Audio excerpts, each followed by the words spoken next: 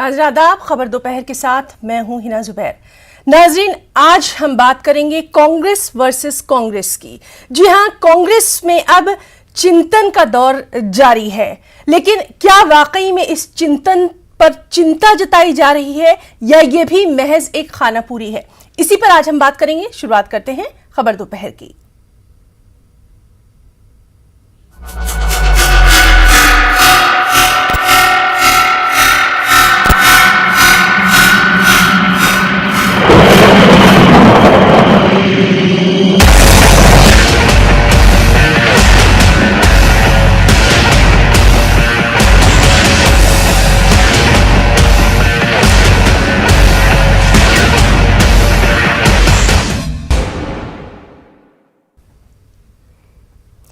पांच रियासतों में हुए असेंबली इंतखाबात में शिकस्त के बाद कांग्रेस में माथापच्ची का दौरा है। कल कांग्रेस के नाराज G23 वन कैंप के लीडरों ने दिल्ली में राज्यसभा के साबिक मेंबर पार्लियामेंट गुलाम नबी आजाद की रिहाइशगाह पर एक मीटिंग की। इस मीटिंग में मनीष तिवारी, आनंद शर्मा, शशि थरूर समेत 18 लीडरों ने शिरकत की।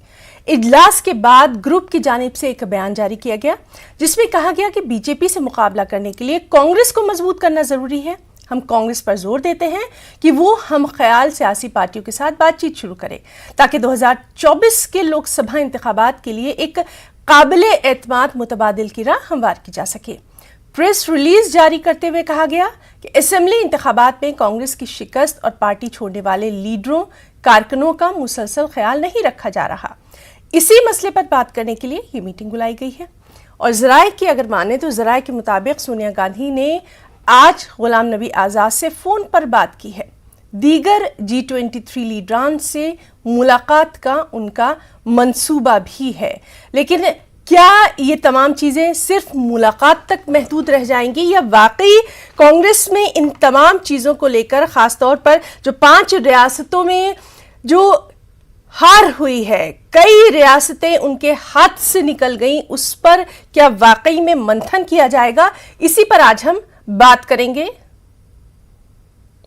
हमारे साथ फोन लाइन पर मौजूद हैं हमारे साथी रवि सिसोदिया दिल्ली से। रवि, जिस तरह से लगातार हम देख रहे हैं कि G23 कांग्रेस के अंदर जो बात की जा रही है कि अब एक जो ग्रुप है वो लगातार अपनी बात कह रहा है कि कांग्रेस को बहुत ज्यादा जरूरत है स्ट्रक्चरल चेंजेस की। आप किस तरह से देखेंगे? लगातार आपने इन तमाम मीटिंग्स को देखा है, क्या ये जो तमाम मीटिंग्स हो रही हैं या इस तरह के जो ग्रुप की बात की जा रही है, क्या वाकई में ये कारामद साबित होगा? देखिए, जिस तरह से कल बैठक हुई है और उसके बाद जो स्टेटमेंट जारी किया गया है वो इस बात की तरफ इशारा कर रहा है कि आने वाले दिनों में जो 2 गुट बन गए हैं कांग्रेस के अंदर, उसमें कहीं ना कहीं टकराव देखने को मिलेगा। क्योंकि कांग्रेस का एक धड़ा है, वो मानता है कि जब कांग्रेस वर्किंग कमेटी की जो बैठक हुई उस बैठक में गुलाम नबी आजाद और साथ ही साथ आनंद शर्मा दोनों मौजूद थे। अगर उन्हें कोई अपनी बात रखनी थी तो कांग्रेस वर्किंग कमेटी की बैठक में वो रख सकते थे। बैठक के बाद इस तरह की मीटिंग करने कोई औचित नहीं है। सूत्र ये बता रहे हैं कि कांग्रेस की तरफ से, जो कांग्रेस के कुछ मेंबर हैं, उनकी तरफ से डिसिप्लिनरी कमेटी पे भी इस बात को पहुंचाई जा सकती है। और कपिल सिब्बल जिन्होंने कुछ दिनों पहले जो बयान दिया था उनके बयान को लेकर आपत्ति भी दर्ज कराई गई है और उनके ऊपर अनुशासनात्मक कार्रवाई को लेकर भी अनुशंसा की जा सकती है। तो कहीं ना कहीं अभी जो दोनों के जो गुट हैं, दोनों में टकराव बढ़ता जा रहा है। कांग्रेस एक धड़ा मानता है कि इस तरह से अगर G23 जो ग्रुप की जो बात करते हैं, वहां जो बैठकें हो रही है, इससे कहीं ना कहीं पार्टी की छवि खराब होती है। चुनाव में हार को लेकर विश्लेषण या मंथन की जहां तक बात की जा रही तो उसको लेकर कांग्रेस वर्किंग कमेटी की बैठक बुलाई गई थी। अगर किसी को कोई बात रखनी होती है तो पार्टी फोरम उचित स्थान होता है जहां पे आप अपनी बातों को रख सकते हैं। लेकिन पार्टी फोरम से बाहर जाकर अगर इस तरह की कोई बैठक करती है तो कहीं ना कहीं वो अनुशासनात्मक कार्रवाई की श्रेणी में आता है। इस तरह के सूत्र कांग्रेस के बता रहे हैं और ये कयास लगाया जा रहा है कि आने वाले दिनों में कपिल सिब्बल ने जिस तरह के बयान दिए थे उनके खिलाफ अनुशासनात्मक कार्रवाई की कोशिश की जा सकती है। जी रवि, काफी अरसे से जो कि आप कांग्रेस को देख रहे हैं, आपसे हम जानना चाहेंगे, इससे पहले भी हमने देखा है कई ऐसे अहम लीडर थे जो अब कांग्रेस का हाथ छोड़ चुके हैं। ये क्या मसले का हल है या फिर अहम क्या है? सबको साथ लेकर चलना, सब जो बात कह रहे हैं, इतने अरसे से जो लोग कांग्रेस में रहे हैं, कहीं ना कहीं कांग्रेस के आगे आने के लिए, उसके फ्यूचर के लिए परेशान है, तो बात सुनना भी जरूरी है। क्या ये अब नहीं होना चाहिए? देखिए, कांग्रेस में जो सबसे बड़ी अभी की अगर बात करें, जो सबसे बड़ी समस्या निकल के सामने आ रही है कि कांग्रेस में जिस तरह से बिखराव देखने को मिल रहा है। उत्तर प्रदेश में जब चुनाव थे उस दौरान 14 से अधिक जो बड़े नेता थे उत्तर प्रदेश के, उन्होंने पार्टी का दामन छोड़ दिया था, बीजेपी या अन्य पार्टियों में शामिल हो गए थे। वही कमोवेश हालात सभी जगह बनते हुए दिख रहे हैं। और ऐसे में कांग्रेस इस बात को जानती है कि अगर संगठन को मजबूत करना है तो कहीं ना कहीं उसमें पार्टी को एकजुट करना जरूरी है। इस बात को पार्टी के कई नेता भी जानते हैं कि कांग्रेस को अगर मजबूत करना है तो ऐसे में गांधी परिवार से बाहर किसी और व्यक्ति को अगर जिम्मेदारी दी जाती है तो ऐसे में पार्टी या संगठन एकजुट नहीं हो पाएगा, क्योंकि वो जानते हैं कि कांग्रेस का मतलब गांधी परिवार है। गांधी परिवार के रहते ही एक जो अनुशासन अगर पार्टी के अंदर हो तो गांधी परिवार के लिए को लेकर ही अनुशासन है। अभी के जो हालात है, कांग्रेस अपने सबसे बुरे दौर से गुजर रही है, सिर्फ 2 राज्यों में सिमट गई है। एक समय जो हालात थे और अभी के हालात में काफी फर्क आ गया है। और पार्टी में अगर बात करें तो कई जो लीडर हैं, लीडर की तरफ से ये आरोप जरूर लगाए जा रहे हैं कि जो नेता बहुत दिनों से एआईसीसी में काबिज हैं, चाहे महासचिव हों, चाहे कई स्टेट के प्रभारी हों, वो वहां पे बैठे हुए उन पे कोई कार्रवाई नहीं की जा रही है। जिस तरह से 5 राज्यों के चुनावी नतीजे आए तो उसके बाद भी ये सवाल उठा था कि आखिर कांग्रेस में ऐसा कब तक चलता रहेगा। अगर आप कहीं कोई कार्रवाई नहीं करेंगे तो ऐसे में जो कार्यकर्ता है उनका मनोबल लगातार गिरता जाएगा और आपको कार्रवाई करनी पड़ेगी। जिस तरह से 5 राज्यों के प्रदेश अध्यक्षों पर कार्रवाई की गई, उसे लेकर भी कांग्रेस का एक जो धड़ा है वो खुश नहीं है। उनके तरफ से कहा जा रहा है कि जो प्रदेश अध्यक्ष होता है उससे बड़ी जिम्मेवारी होती है प्रभारी की। अगर जब तक प्रभारी पर कार्रवाई नहीं करेंगे तो ऐसे में बहुत सा संदेश नहीं जाएगा। जी बिल्कुल।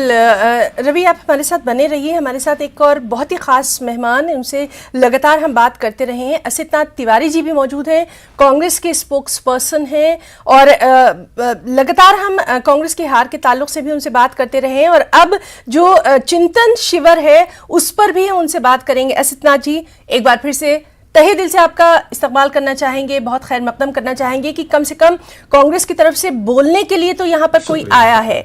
सर, आपसे यही जानना चाहेंगे, आपको याद होगा जब इलेक्शन था और रिजल्ट आना शुरू हो गए थे, उस वक्त भी हम यही बात कर रहे थे कि अब हकीकी मायनों में कांग्रेस को जरूरत है अपने जो उसका ढांचा है, अपना जो स्ट्रक्चर है उसको फिर से तरतीब देने की। और ऐसा पहली बार नहीं है, इससे पहले भी हमने देखा था कि आंजहानी इंदिरा गांधी ने भी इस तरह से कांग्रेस में नई जान फूंकने की कोशिश की थी।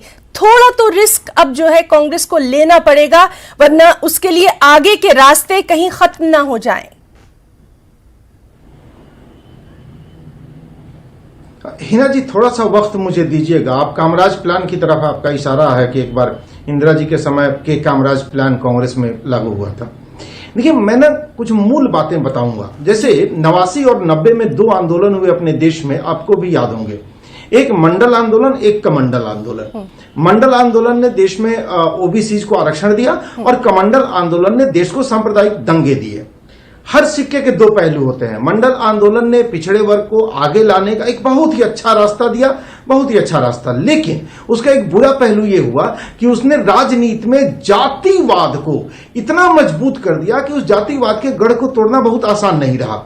कमंडल आंदोलन ने देश की राजनीति में धार्मिक उन्माद को इतना मौका दे दिया, सांप्रदायवाद को इतना मौका दे दिया कि सारे मुद्दे गायब हैं। आपने देखा होगा चुनाव में सारे मुद्दे गायब, 80 और 20 के मुद्दे पर चुनाव हो गया।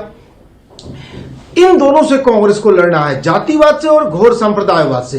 आप देखिएगा 89-90 के बाद से ही कांग्रेस कमजोर होती गई है, क्योंकि जातिवाद और संप्रदायवाद के मुद्दे पर चुनाव हुए हैं, देश के मुद्दे पर चुनाव नहीं हुए, हमारे आपके मुद्दे पर चुनाव नहीं हुए, आवाम के मुद्दे पर चुनाव नहीं हुए। ठीक है, आपकी बात यहाँ हम एक हेल्दी डिस्कशन हम ये करना चाह रहे हैं कि कांग्रेस में हर हार के बाद इसी तरह का एक चिंतन शिविर होता है, लेकिन क्या उस चिंतन शिविर में वाकई में चिंता जताई जाती है या सिर्फ वहां पर बात होती है और फिर आगे के लिए रास्ता जो है वो जो का तो रह जाता है? आप कह सकते हैं कि कुछ उसमें आपको वाकई में हकीकी मायनों में चेंज नहीं दिखता। बिल्कुल, आप यहां पर ट्रांसपेरेंट होकर हमसे ये बात आप तज्जिया करिए।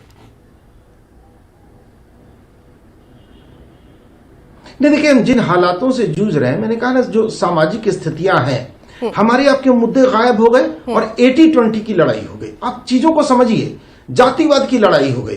ठीक है, हमारे अंदर भी कमियां हैं, हमारे अंदर की कमजोरियां हैं, हम उनसे भी अपनी नफ्स से भी हमें जिहाद करना है, ये मैं मान रहा हूं कि हमारे अंदर की बुराइयों से हमें लड़ना है।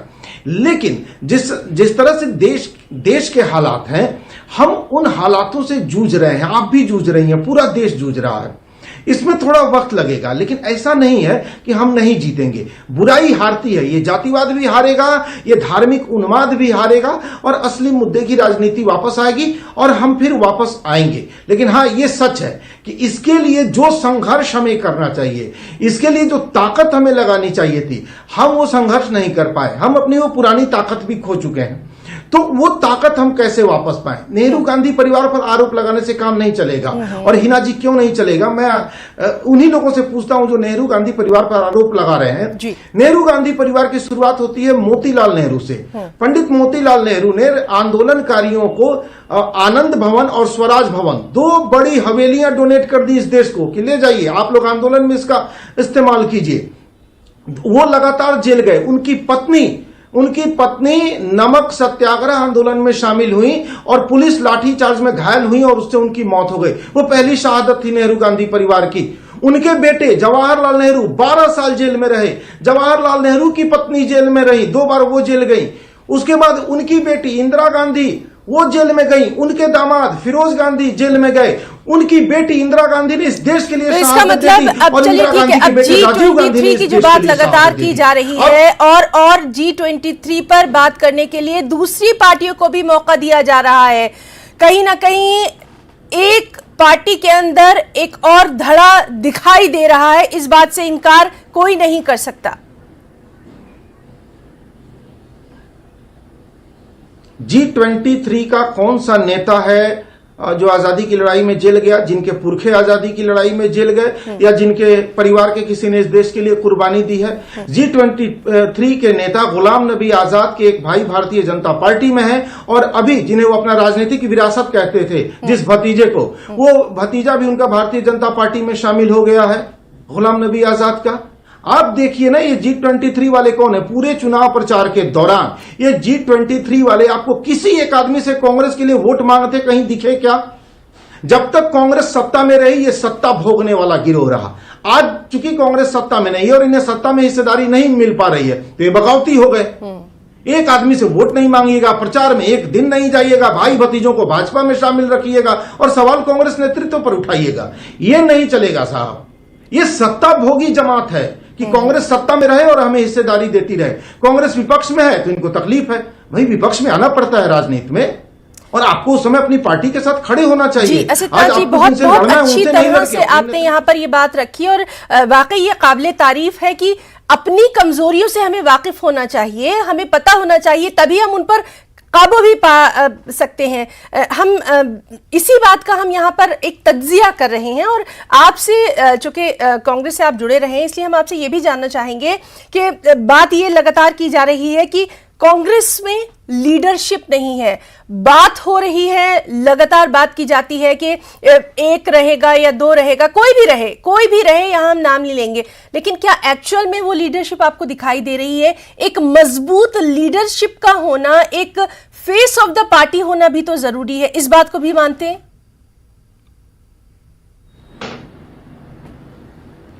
देखिए, मजबूत लीडरशिप, कई तरह के नामों की लोग चर्चा कर रहे हैं। आप मुझे ये बताइए कि हम उस पार्टी को कैसे कह दें कि आप हमारा नेतृत्व मत कीजिए? उन लोगों को कैसे कह दें कि आप हमारा नेतृत्व मत कीजिए जिन्होंने इस पार्टी को एकजुट रखने में अपना सब कुछ गंवाया, जिनके परिवार के 2-2 सदस्यों ने इस देश के लिए अपने प्राणों की आहुति दे दी। इंदिरा गांधी जी अपनी जमीन के लिए नहीं मारी गई थी, खालिस्तान के लिए मारी गई थी, इस देश को तोड़ने की साजिश के खिलाफ वो मारी गई थी।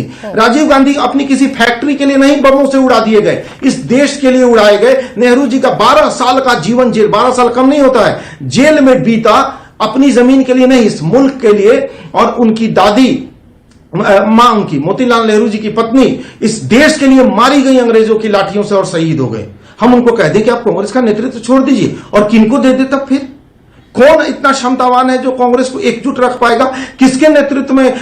नेहरू गांधी परिवार से अलग कई लोग कांग्रेस के अध्यक्ष बने हैं, कई लोग बने हैं, 1 बार 2 बार नहीं बने हैं। जी, बिल्कुल, कई बार लोग बने हैं। कहां वो एकजुट रख पाए? उनके नेतृत्व में पार्टी टूट गई, बिखराव हुआ। जी, तो हमें पार्टी की रक्षा करनी है और कुर्बानियों का, शहादतों का सम्मान भी तो करना है। तो ये सिर्फ आप देख रहे हैं कि जब पार्टी कमजोर हो रही है तो अक्सर हमने देखा है कि जब जहाज डूबने लगता है तो अक्सर उसका साथ छोड़ दिया जाता है, बजाय इसके कि जहाज को अपने कांधों पर उठाया जाए, उसको तूफान से पार कराया जाए। ये इस तरह से आप यहां पर अपनी बात रखना चाहते हैं?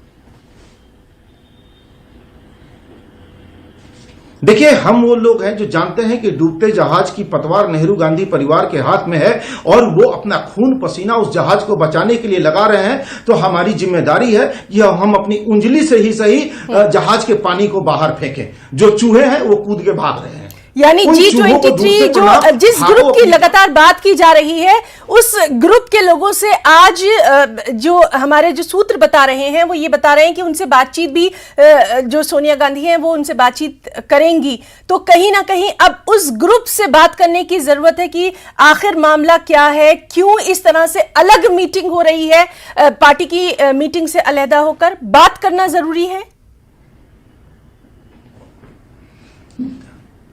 देखिए, घर के मुखिया का काम होता है घर के तमाम सदस्यों की राय से अवगत होना। घर का कोई एक सदस्य नाराज है तो घर के मुखिया की जवाबदेही है कि उनसे बात करे, उनकी राय जाने। ये तो उनकी सदाशयता है, ये तो उनकी महानता है, अच्छाई है कि आप लोग लगातार उनके खिलाफ बयान दे रहे हैं, आप लगातार उनके खिलाफ मुहिम चला रहे हैं, फिर भी वो आपसे मिल रही हैं और आपसे बात कर रही हैं। अब ये उन लोगों को सोचना है कि वो उनके सामने अब कहां खड़े होते हैं। जिन्हें सत्ता की सिर्फ भागीदारी चाहिए, विपक्ष में नहीं रहना, वो उनके सामने कहां खड़े होते हैं, ये अब उनको सोचना है। लेकिन एक बात बहुत साफ है कि जो अपने भाई भतीजों को भारतीय जनता पार्टी में शामिल करवा रहे हैं, जो अपने राजनीतिक उत्तराधिकारी को बीजेपी में भेज रहे हैं, वो कांग्रेस के प्रति वफादार नहीं हो सकते। इनके नेतृत्व में कहीं पार्टी ने कोई चुनाव जीता हो तो बता दें। जी बिल्कुल, हमारे साथी रवि सिसोदिया भी मौजूद हैं, जिनसे लगातार हम क्या कुछ मीटिंग्स का सिलसिला है उसके ताल्लुक से अपडेट ले रहे हैं। रवि, आज ये खबर आई है कि सोनिया गांधी जो है वो मिलने वाली हैं गुलाम नबी आजाद से भी, और दूसरे जो लीडर्स जो कल की मीटिंग में शामिल रहे उनसे भी मिलने वाली हैं। इसके ताल्लुक से क्या कोई इत्तला, अपडेट?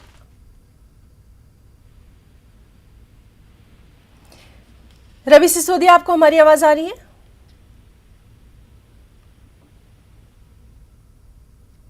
रवि, क्या आप मुझे सुन पा रहे हैं?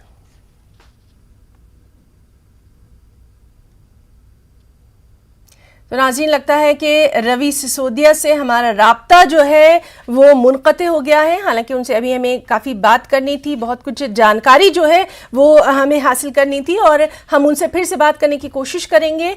असितनाथ तिवारी जी हमारे साथ लगातार मौजूद हैं और बहुत ही बेबाकी से, साफगोई से वो तमाम तर चीज़ें जो हैं हमारे सामने रख रहे हैं। और ये जानना भी ज़रूरी है क्योंकि इससे जिस तरह से हम देख रहे हैं कि जो 5 रियासतें हैं जहाँ पर करारी शिकस्त हुई है कांग्रेस को, और पंजाब या इस तरह की दूसरी जो रियासतें हैं जहां पर जीता जा सकता था, लेकिन कहीं ना कहीं जो कांग्रेस अपने अंदरूनी उसके खल्फशार रहा, अंदरूनी तोड़फोड़ का शिकार रही, उसका खमियाजा पार्टी को भुगतना पड़ा। असितनाथ जी, पंजाब में जो हुआ हम सभी ने देखा, वहां पर भी लगातार बयानबाजियों का सिलसिला जारी था, लगातार आपस में ही एक दूसरे के ऊपर इल्जामात लगाए जा रहे थे।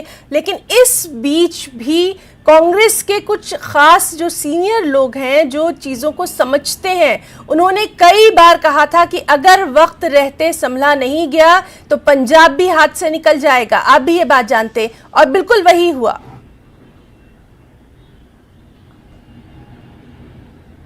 निश्चित तौर पर चुनाव के 2-3 महीने पहले तक आप सभी लोगों का भी आकलन था और हम लोगों का भी आकलन था कि हम लोग वहां सत्ता में वापसी कर रहे हैं।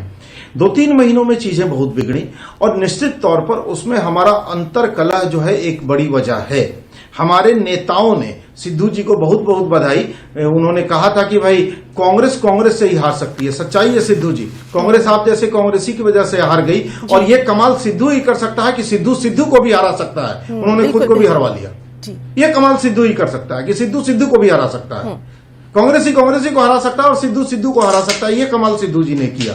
निश्चित तौर पर हमारे अपने लोगों ने हमारा बहुत, हम आम आदमी पार्टी से वहां नहीं हारे हैं, हम वहां कांग्रेस से हारे हैं। और कांग्रेस से हार की ये वजह हमें अंदर तक दुखी कर रही है। हम बहुत दुखी हैं, अपने लोगों से बहुत पीड़ित हैं उस हार की वजह से। लेकिन ये कह देने से काम नहीं चलेगा, हमें समय रहते उस पर नियंत्रण पाना चाहिए था, जिसमें हम विफल रहे हैं। लेकिन इस घटना से हमने सीख भी ली है। और आपने देखा होगा कि एक दिन पहले ही कांग्रेस ने पंजाब के नेताओं के साथ हमारी अध्यक्षा श्रीमती सोनिया गांधी जी ने एक बैठक भी की है और वहां से फीडबैक भी लिया है। वहां के लोगों ने अपनी नाराजगी भी जताई और वो शांतिपूर्ण तरीके से सबकी नाराजगी उन्होंने सुनी भी है। कई बार चुनावी हार होती है, चुनावी हार का मतलब ये नहीं कि मनोबल हमारा टूट जाए, ये मतलब नहीं होता है ना। हमने कहा ना कि 62-63 साल अंग्रेजों से हम लड़े, हम कई बार ऐसा लगा कि अंग्रेजों के सामने हम हार रहे हैं, लेकिन हमारा मनोबल ऊंचा था और हमने लड़ते लड़ते उनका सूरज डुबा दिया जिनका सूरज दुनिया में कभी नहीं डूबता था। लेकिन असदनाथ जी, आप भी खुद एक ज़हीन शख्स हैं और आप भी ये बात जानते हैं कि बाहर वालों से लड़ना आसान होता है, लेकिन अगर अपने ही घर में अपना ही कोई वार करे अगर, तो शायद दिक्कत वहां पर ज्यादा आती। आपसे हम ये जानना चाहेंगे कि आप जैसे बहुत सारे नौजवान चेहरे भी कांग्रेस में हैं, लगातार हम देखते रहे हैं कि वो दिलो जान से जुटे रहे, जितने भी अभी इलेक्शन की रैलियां या कुछ भी रहा, मैदान में उतर के उन्होंने काम किया। तो क्या अब ये वक्त नहीं आ गया है कि कांग्रेस में एक तब्दीली लाई जाए, नौजवान चेहरे जो वाकई उनके साथ जुड़े हुए हैं, उनके साथ काम करना चाहते हैं, दिन रात मेहनत कर रहे हैं, उनको हकीकी मायनों में जिम्मेदारी दी जाए, उनको वाकई में रिस्पॉन्सिबिलिटी दी जाए? ये बात तो आप लोग कम से कम पार्टी मंच पर उठा सकते हैं। यही तो हो रहा है, तो G3 इतना बेचैन है, यही तो हो रहा है कि G3 की बेचैनी बढ़ गई कि अरे अब तो ये नए लोग आ जाएंगे, हमें कौन पूछेगा। भैया हम आपको पूछेंगे, हम आपको अपना अभिभावक मानेंगे, आप बेचैन मत होइए, लेकिन नए लोगों को आने दीजिए, बिल्कुल आने दीजिए ना। कब तक मतलब कब्र में पांव बांध के घसीट रहे हैं और आप चाह रहे हैं कि सब कुछ आप ही के हाथ में हो, ऐसा मत होइए। भतीजे को बीजेपी ज्वाइन करवा दीजिएगा, लेकिन भतीजे को कांग्रेस में कोई अधिकार नहीं दीजिएगा, ये नहीं ना चलेगा।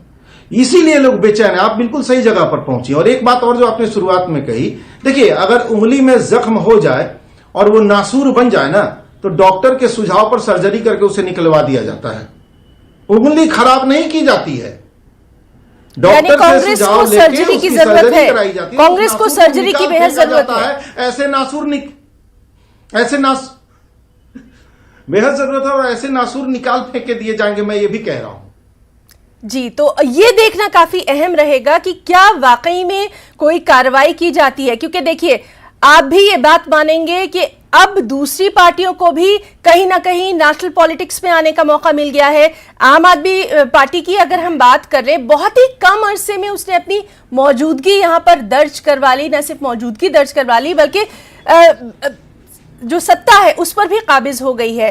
तो कैडर लेवल पर बहुत ही छोटे लेवल से शुरुआत जो है वो एक बार फिर से कांग्रेस को करनी होगी। इस बात से भी इनकार नहीं किया जा सकता कि प्रियंका गांधी ने वाकई में मेहनत की थी, वो रोड पर नजर आई थी, लेकिन ऐसे मुद्दे भी थे जिनको लेकर अगर हकीकी मायनों में कांग्रेस सड़कों पर उतरती तो आज जनता उसके साथ होती।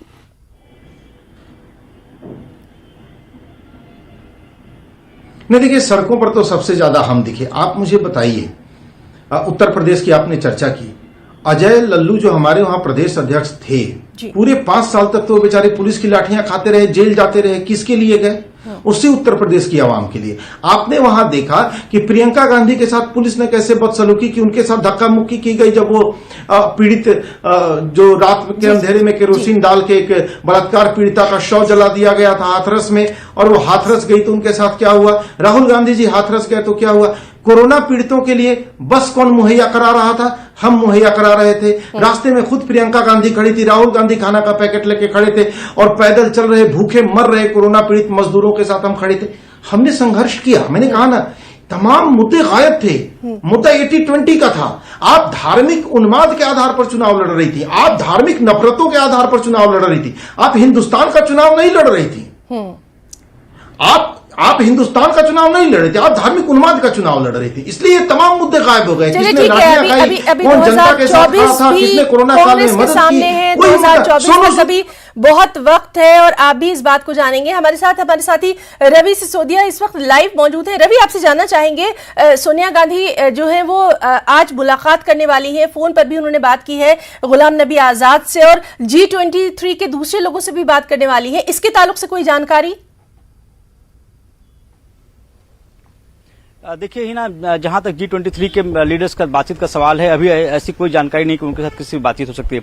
इस वक्त मैं गुलाम नबी आजाद का जो घर है उनके बाहर ही खड़ा हूं, आप देख सकते हैं। फिलहाल ऐसा बताया जा रहा था कि आज भी जो कुछ लोग हैं वो बैठक कर सकते हैं, आज कोई यहाँ भी मीटिंग नहीं है। जहां तक सोनिया गांधी के साथ बातचीत का सवाल है, सूत्र ऐसा बता रहे हैं कि सोनिया गांधी की तरफ से कोई समय नहीं दिया गया है, क्योंकि कल जिस तरह से मीटिंग हुई थी उससे कहीं ना कहीं कांग्रेस का एक धड़ा काफी नाराज है। और ये बताया जाता है कि जब कांग्रेस वर्किंग कमेटी की मीटिंग हुई थी, उस मीटिंग के दौरान जब सारी बातें रख दी गई थी, उसके बाद इस तरह की मीटिंग को औचित्य नहीं होता है। सूत्र ये बता रहे हैं कल जो बैठक हुई थी, जो G23 के जो सदस्य थे, जिसमें 18 लोग शामिल हुए थे, उसमें कई ऐसे लोग भी थे जो पहली बार शामिल हुए, चाहे वो परनीत कौर की बात करें, मणिशंकर अय्यर की बात करें, शंकर सिंह वाघेला की बात करें, ये पहली बार इस बैठक में मौजूद हुए थे और बैठक में शामिल थे। तो दोनों के बीच में जो दरार है वो कम होती नहीं दिख रही है। पहले बताया जा रहा था कि हो सकता है कि सोनिया गांधी से गुलाम नबी आजाद मुलाकात कर सकते हैं, लेकिन सूत्र ऐसा बता रहे हैं कि गुलाम नबी आजाद से मिलने का समय सोनिया गांधी ने नहीं दिया है। कांग्रेस वर्किंग कमेटी की जो बैठक है, तो उस बैठक में सही बातें सार्वजनिक कर दी गई थी, लेकिन दोनों के बीच की जो खाई है वो कम होने का नाम नहीं ले रही है। दोनों धड़े एक दूसरे के ऊपर आरोप लगा रहे। कुछ देर पहले जब हमारी कांग्रेस नेता अधीर रंजन चौधरी से बातचीत हो रही थी, तो उन्होंने भी ये कहा था कि जिस तरह की जो बैठकें हो रही है, उस तरह की बैठक का सिर्फ एक ही मकसद है कि वो आला कमान को मुखालफत करे, कांग्रेस को कमजोर करने की इस तरह की बैठकें की जा रही हैं। जी, तो देखिए असितांत तिवारी जी, आप भी हमारे साथ मौजूद हैं, हमारे साथी रवि सिसोदिया भी मौजूद हैं। और असितांत जी, जिस तरह से हमारे साथी बता रहे हैं, क्योंकि वो लगातार कवर करते रहे हैं, कि अभी भी ये बात हो रही है कि इस तरह की जो मीटिंग्स हैं, बजाय इसके कि पार्टी को अंदर से मजबूत किया जाए, ये वो लोग हैं जिनके कंधों पर पार्टी जो है वो खड़ी हो सकती थी, ये साथ मिलकर सब बैठ सकते थे, लेकिन अब कहीं ना कहीं इसको रोकने की बहुत ज्यादा जरूरत है। और हमें कबूतर की तरह से अपनी आंखें नहीं बंद कर लेनी है कि खतरा हमारे सामने और हमने आंखें बंद करनी, इसके बावजूद हमें हालात से लड़ना होगा। कांग्रेस को अब सही वक्त है सही कदम उठाने का। देखिए, कांग्रेस का स्पष्ट संदेश है कि हम अपने नेतृत्व पर पूरा भरोसा रखते हैं, और जिनको इस नेतृत्व पर भरोसा नहीं है वो मोदी जी के नेतृत्व में चले जाएं। गुलाम नबी आजाद जी तो मोदी जी की बहुत तारीफ कर चुके हैं। बैठक से पहले जिन्हें अपना वो राजनीतिक उत्तराधिकारी जिस भतीजे को बताते रहे, उस भतीजे को उन्होंने भारतीय जनता पार्टी की सदस्यता भी दिलाई है। जी बिल्कुल, तो आपसे लगातार हमारी ये बातचीत जारी रहेगी। हम आप दोनों का, असितांत तिवारी जी का जो कि कांग्रेस की तरफ से हमारे साथ आज मौजूद रहे, बहुत ही बेबाकी से उन्होंने यहां पर तमाम तर बातें रखी, रवि सिसोदिया जो कि लगातार हमारे साथ मौजूद रहे और क्या कुछ मीटिंग्स का सिलसिला है इसके ताल्लुक से बताते रहे। दोनों मेहमानों का बहुत बहुत शुक्रिया अदा करना चाहेंगे। खबर दोपहर में आज के लिए फिलहाल इतना ही। आदाब।